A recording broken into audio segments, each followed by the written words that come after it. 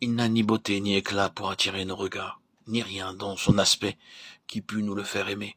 Il était méprisé et abandonné des hommes, homme de douleur, connaissant la souffrance, un objet à la vue duquel on se couvre le visage. Ésaïe 53, 1, 4. Qui a cru à notre prédication?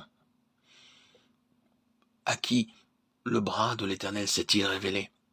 S'écrie le prophète Isaïe en transmettant le message de Dieu.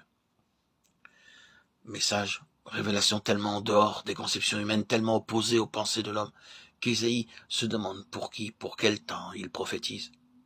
Les prophètes, les voyant lorsqu'ils annonçaient à l'avance les souffrances du Christ et la gloire qui suivrait, 1 Pierre 1, 11, 12, savaient que leur ministère s'accomplissait en faveur des générations futures, pour celles qui entendraient retentir le message de la croix.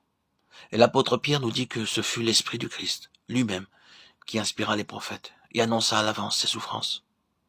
Ésaïe prévoit l'étonnement, les doutes qui s'élèveront dans les cœurs des hommes à l'écoute de son message. Qui a cru à notre prédication? À qui le Seigneur s'est-il révélé, s'écrit-il.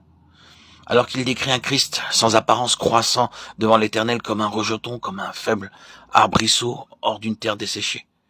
Et cependant, qu'ils étaient précieux aux yeux de Dieu, ce faible arbrisseau, cette branche qui porterait du fruit. Ésaïe 11, 1. Le plan de choix, Israël, Ésaïe 5, 7, avait frustré les espérances du divin vigneron et sa vigne était devenue stérile. Le Christ était le rameau sortant du tronc d'Isaïe, le rejeton naissant de ses racines, qui porterait le fruit attendu. Bien qu'aux yeux des hommes, il n'eût en lui quoi que ce soit pour le faire aimer ou désirer. Lui, le précieux rejeton, lui, le bien-aimé du Père. Il serait le méprisé des hommes, un homme de douleur, connaissant la souffrance. Les hommes se détourneraient de lui et l'abandonneraient, car la souffrance et la douleur éloignent. D'autre part, aux yeux de Dieu, cet acte d'amour et d'abaissement volontaire désignerait le Christ comme digne des hommes, des honneurs suprêmes. Son serviteur juste serait exalté, haut, élevé, mais aux yeux des hommes, il serait un sujet d'étonnement, dont on se détournerait.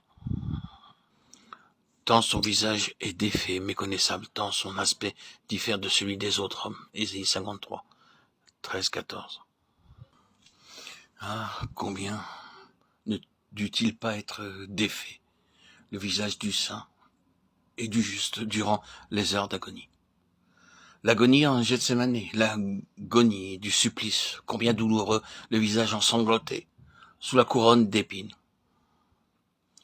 Combien affaissé, brisé le corps déchiré par les lanières armées de pointes de fouet romains.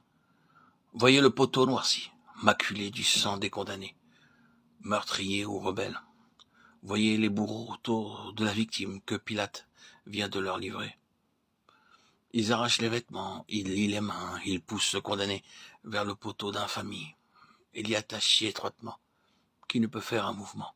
Voyez,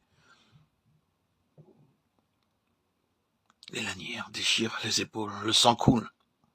Bientôt, le dos n'est plus qu'une immense plaie.